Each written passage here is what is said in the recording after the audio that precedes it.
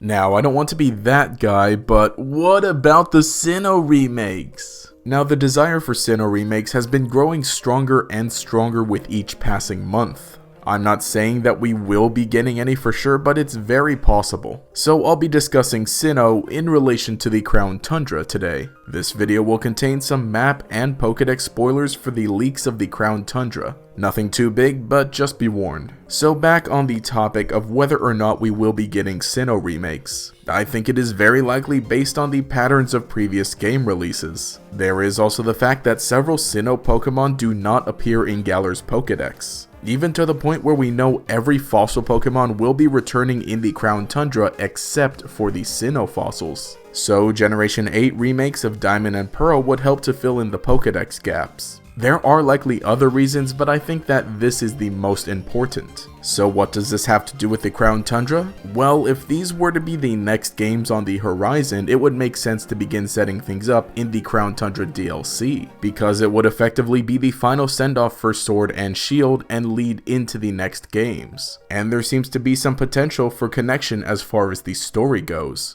The Crown Tundra, being a mysterious place that has something going on with legendary Pokemon, is perfect as this theme of exploration and legends was a central theme to the Generation 4 games. I don't think there will be a physical connection, but definitely something in the lore. I'm reminded of the Sinnoh Ruins, an event location in Pokemon Heart Gold and Soul Silver that could be accessed by having an event Arceus. While it doesn't appear on the map, it is still in the Johto region. It was built by people from Sinnoh who traveled there. So then, what if a lot of the ruins relating to the Regi Pokemon in the Crown Tundra have a similar origin? People from the Sinnoh region who traveled to Galar built temples to seal away the Regi Pokemon. And I do just want to point out that the Sinnoh Ruins are a temple built in the snow, similar to the Snow Point Temple and the Crown Tundra, just a curious similarity. While we don't have a definitive map of the Pokemon world, I wouldn't think that these three locations are very close to each other. Some recent leaks have shown that the Crown Tundra is directly south of what we know of Galar. And if I were a madman, I would propose that the Crown Tundra south of the Galar region is also north of the Sinnoh region, but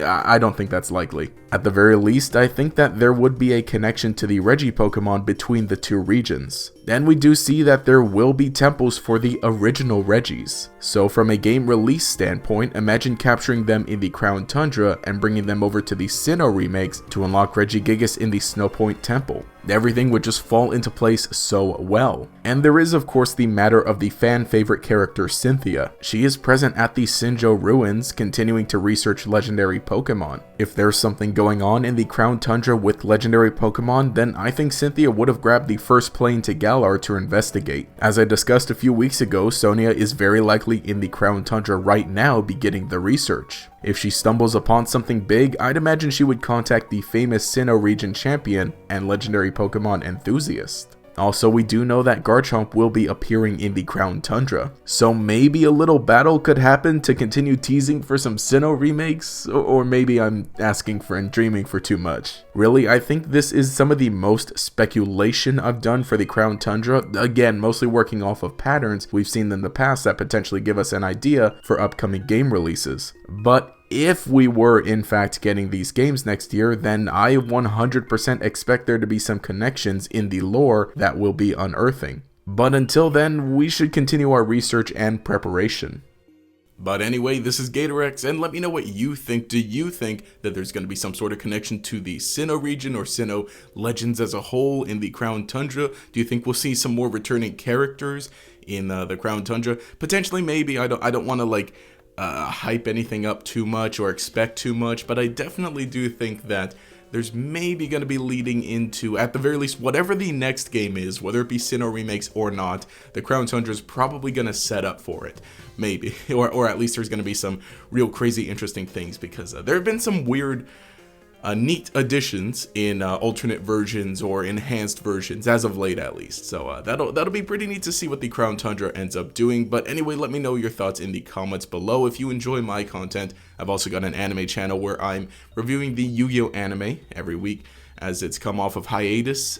So that'd be cool if you could check that out. It would mean so much. Your support's been great on that as well. But if you enjoy this video here, remember to leave a like and subscribe. To show your support, you can enable notifications by clicking that bell icon next to the subscribe button. This will make sure you see each new video as it comes out, and will make you a member of the Chainlink Squad.